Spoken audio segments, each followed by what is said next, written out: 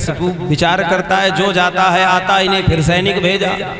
फिर सैनिक की टुकड़ी आई और उसने स्पर्श किया प्रहलाद जी का, वो भी नाचने लगे। भज नारायण भज नारायण भज नारायण भज नारायण भज नारायण भज नारायण भज नारायण भज नारायण नारायण भज नारायण नारायण भज नारायण। अब तो हिरण्यकश्यपु समझ गया कि मेरे जाए बिना बात बनेगी नहीं, और हिरण्यकश्यपु लेकर खड़ग और पहुंचा विद्यालय में, और वहां कीर्तन चल रहा था। हिरण्यकश्यपु ने दूर से ही कहा, शांत हो जाओ नहीं तो खैर नहीं। तो जैसे ही हिरण्यकश्यपु की आवाज सुनी, कीर्तन सन्नाटे में बदल गया, सब शांत। किसी ने पूछा, भक्ति का करंट सैनिकों को लगा, इसको काहे नहीं लगा भैया? हिरण्यकश्यपु क्यों नहीं कीर्तन करने लगा? तो संत कहते हैं इसको करंट इसलिए नहीं लगा ना, क्योंकि दूर से इसने कीर्तन रोक दिया। पास जाकर के प्रहलाद जी का स्पर्श करता तो भक्ति में वो सामर्थ्य है कि हिरण्यकश्यपु को भी नचा देता, वो भी भगवान का कीर्तन करता। हिरण्यकश्यपु कह रहा है हर पल नारायण नारायण करता है, कहाँ है तेरा नारायण? प्रहलाद जी कह रहे हैं तुम्हारा प्रश्न गलत है महाराज, तुम ये पूछो कहाँ नहीं है नारायण, वो तो हर जगह। अच्छा, सब जगह है? बोले हाँ।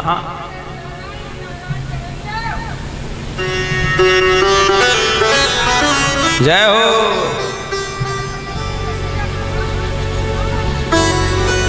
नारायण नारायण नारायण। हिरण्यकश्यपु ने कहा कहाँ है तेरा नारायण? प्रहलाद जी कह रहे हैं सब जगह नारायण है, इसमें भी नारायण है, इसमें भी नारायण है, मुझ में भी नारायण है, श्याम भैया में भी रामायण है।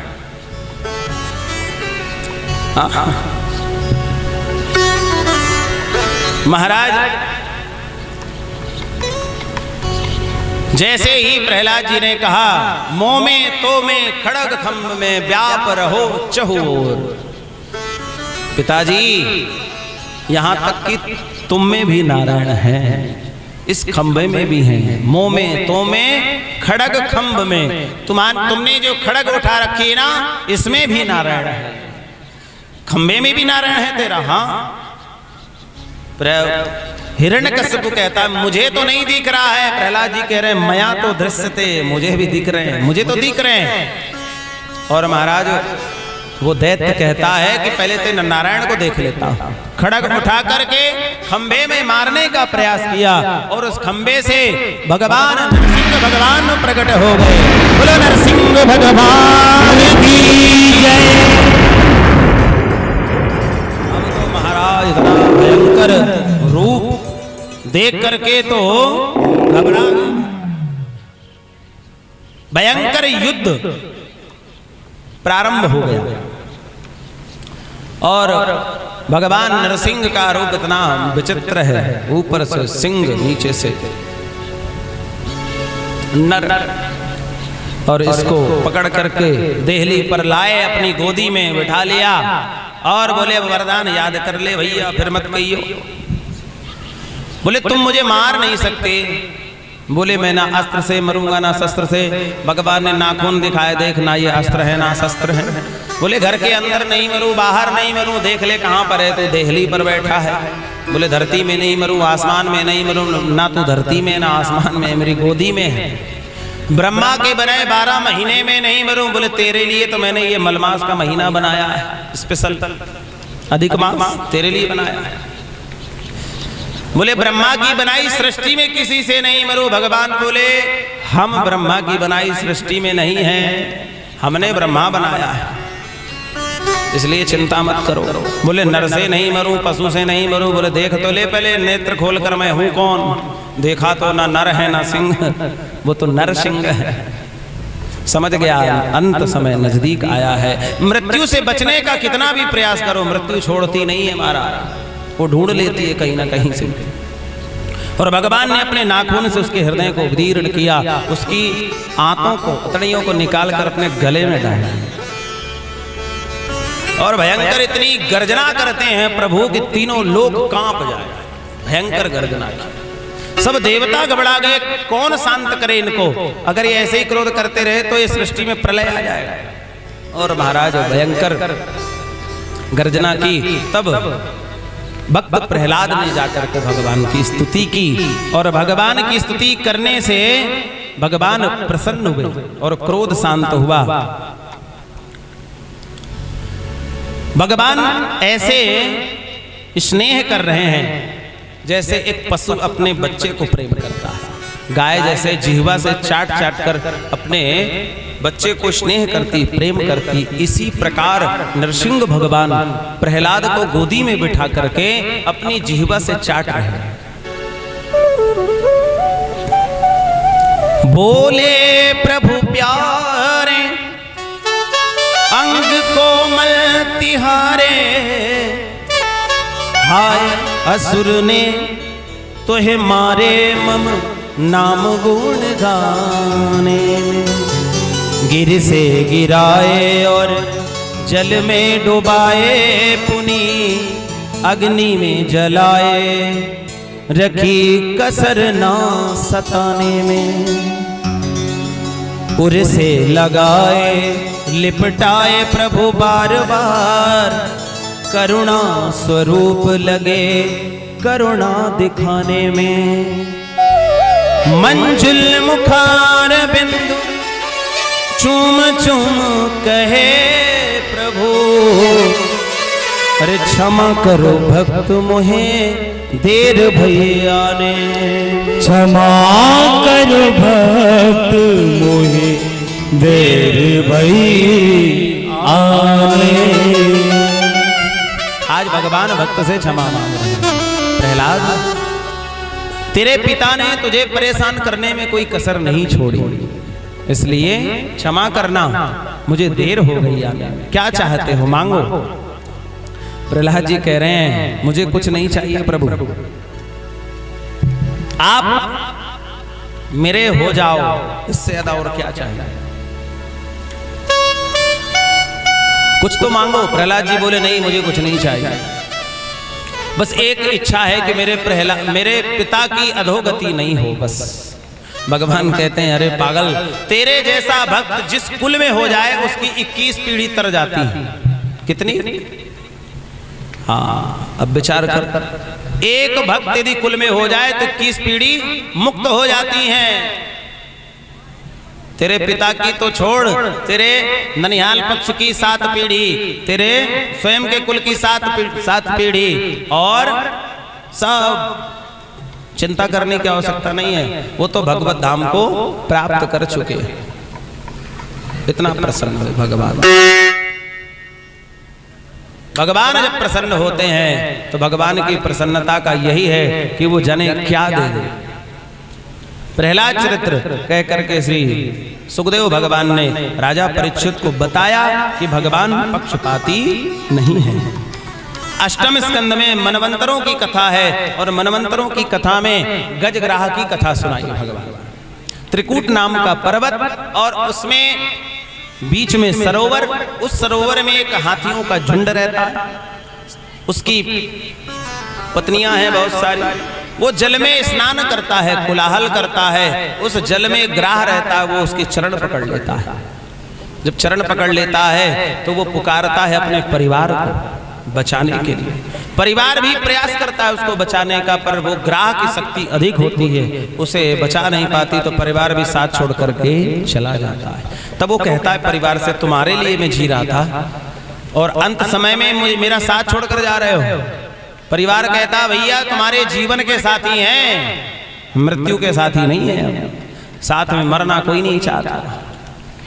तब वो समझ गया कि ये संसार नहीं होता है, अब किसको पुकारे, उसको तो नाम भी नहीं पता है। तब वो भगवान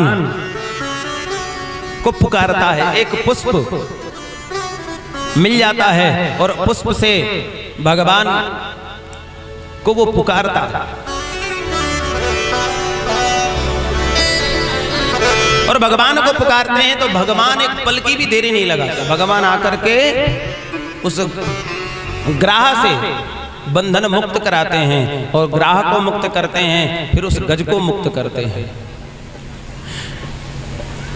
ये कथा क्यों है? ये गृहस्थी ही सरोवर है और ये जीव ही हाथी है। सत रज तम की 3 प्रकार की प्रकृति है। गृहस्थी ही सरोवर है, ये जीव ही हाथी है और इस जीव का पैर पकड़ने वाला वो ग्राह ही काल है। और काल जब पैर पकड़ लेता है तो पहले अपने परिवार को पुकारता है, मेरे रक्षा करो, मुझे बचाओ, मुझे हॉस्पिटल ले चलो। जब कोई काम नहीं आता है, डॉक्टर हाथ ऊपर कर लेते हैं, परिवार भी कहता है जल्दी जाए, तब ये प्रभु को पुकारता है। इससे पहले याद नहीं आती प्रभु की। प्रभु की याद तभी आती जब सब साथ छोड़ देते हैं, तब प्रभु को पुकारता है। और जब प्रभु को पुकारता है, सर्वधर्मान परित्यज्य मामेकं शरणं व्रज, भगवान फिर कृपा करते हैं और भगवान ने जैसे उसका उद्धार किया है, यही कामना करो कि हे ठाकुर हमारे ऊपर भी कृपा करो। इन कथाओं को सुनकर ये समझो कि कोई नहीं है संसार में अपना, मत पीछे पड़ो संसार के, भजन करते रहो। यही सार है कथा का, यही संदेश है। अष्टम स्कंध में गजग्रह की कथा सुनाई। आगे कथा में समुद्र मंथन की कथा है। एक बार महाराज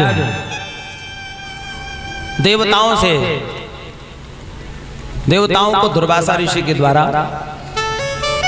देवराज इंद्र ने दुर्वासा ऋषि को प्राप्त भगवान नारायण के द्वारा माला इंद्र को दिया। इंद्र ने वो माला हाथी को पहना दी और हाथी ने पैरों में कुचल दिया, तो दुर्वासा ऋषि ने श्राप दे दिया, जिसके कारण श्री से हीन हो गए, शक्तिहीन हो गए और दैत्यों ने चढ़ाई कर दी। स्वर्ग में किसी भी प्रकार का कोई ऐश्वर्य नहीं बचा, सब समाप्त हो गए। तब देवताओं ने नारायण की शरण ली और नारायण ने इन देवताओं से कहा कि समुद्र मंथन करो, उसमें 14 रत्न है, वो सब तुमको प्राप्त हो जाएंगे। मंथन काहे से करें? बोले मद्राचल पर्वत की रई बनाओ। बोले रस्सी कहाँ से लाए इतनी बड़ी? बोले वासुकी सर्प को रस्सी बना लो, वो मानेगा क्या? बोले हाँ, उसको लोभ दो। किस बात का? बोले अमृत निकलेगा तो अमृत का पान कराया जाएगा, इसलिए वो मान जाएगा। बोले अकेले करना नहीं, दैत्यों को संग रखकर करना। बोले दैत्य मानेंगे क्या? बोले दैत्यों को भी यही कहो कि तुमको अमृत पान करने को मिलेगा। दैत्यों के पास गए। दैत्यों के राजा उस समय बलि थे और समुद्र मंथन की बात कही, राजी हो गए। आए, सर्प के मुख की तरफ कौन लगे? देवता बोले हम मुख की तरफ लगेंगे क्योंकि हम श्रेष्ठ हैं। दैत्य बोले अच्छा, मुख की तरफ हम लगेंगे, हम श्रेष्ठ हैं तुमसे। देवता यही चाहते थे कि ये मुख की तरफ लग जाएं। क्यों? जब रई हो घर्षण होगा और सर्प को कष्ट होगा उसकी फुफकार में, तो आधे दैत्य तो वैसे ही मर जाएंगे। तो महाराज जब मद्राचल पर्वत की रई बनाकर और मंथन प्रारंभ हुआ तो पर्वत टिक नहीं रहा था। तब भगवान कछुए का रूप धारण करके उस पर्वत के नीचे पहुंचे और भगवान का अवतार होता है। बोलो कच्छप भगवान की। मंथन प्रारंभ हुआ, सबसे पहले विष निकला। अमृत तो गया, महाराज जाने कहां, पहले विष निकले आया। अब हलाहल विष, कई कुंटलों विष निकला, थोड़ा बहुत नहीं। अब विष का पान कौन करे? तब सबने भगवान भोलेनाथ का अर्चन किया, पूजन किया, प्रार्थना किया और भगवान भोलेनाथ ने उस जल को अंजलि में लेकर के पान कर लिया। लेकिन भगवान को याद आया कि हृदय में राम है, अगर ये हृदय में विष जाएगा तो आनंद नहीं आएगा, मेरे राम को कष्ट होगा। इसलिए भगवान भोलेनाथ ने उस विष को कंठ में ही रोक लिया। रा कह करके मुख खोला, विष रखा और माँ कहकर मुख बंद कर लिया। विष कंठ में, हृदय में राम, इसलिए भगवान भोलेनाथ हर समय रहते हैं विश्राम, आनंद में रहते हैं। बोलो नीलकंठ भगवान की। भगवान भोलेनाथ का नाम नीलकंठ पड़ा। इसके बाद महाराज इस समुद्र मंथन से कामधेनु गाय निकली जो देवताओं को प्रदान की गई, कौस्तुभ मणि निकली जो भगवान नारायण को प्रदान की गई, चंद्रमा निकला, उच्चई श्रवा घोड़ा निकला, पारिजात वृक्ष निकला, ऐरावत हाथी इंद्र को प्राप्त हुआ। वारुणी निकली, वो दैत्यों ने लिया। अप्सराएं निकली जो इंद्र के स्वर्ग लोक को गई। शंख निकला, कल्प वृक्ष जो स्वर्ग को प्राप्त हुआ। इसके बाद धन्वंतरी भगवान स्वयं अमृत कलश लेकर के प्रकट भय। अमृत कलश लेकर के प्रकट भय तो दैत्यों ने छीन लिया, और दैत्यों ने छीन लिया। अहम पूर्वम करने लगे। इतने में इंद्र का बेटा जयंत आया, अमृत कलश उड़ा करके ले गया और भारत देश के 4 स्थानों पर रखा, जहां आज भी अमृत कुंड, अमृत के कुछ बूंद उन स्थानों पर गिरे, इसलिए वहां कुंभ का मेला लगता है। वो नक्षत्र ऐसा होता है जिसमें कुंभ का मेला लगता है। अनेक संत ऋषि मुनि बड़े बड़े तपस्वी उस नक्षत्र में, उस विशेष मुहूर्त में जाकर के गंगा में स्नान और गोदावरी में स्नान, नासिक में, उज्जैन में, प्रयागराज में और हरिद्वार में कुंभ लगता है, मेला लगता है। हरिद्वार में वो पकड़ा गया अमृत कलश और दैत्यों में झगड़ा हुआ। अहम पूर्वम के चक्कर में तब भगवान नारायण ने मोहिनी अवतार लेकर के और दैत्यों को छल किया और देवताओं को अमृत पिलाया। और उस छल में एक दैत्य देवताओं के बीच में बैठ करके अमृत पान कर लेता है, तो चंद्रमा और सूर्य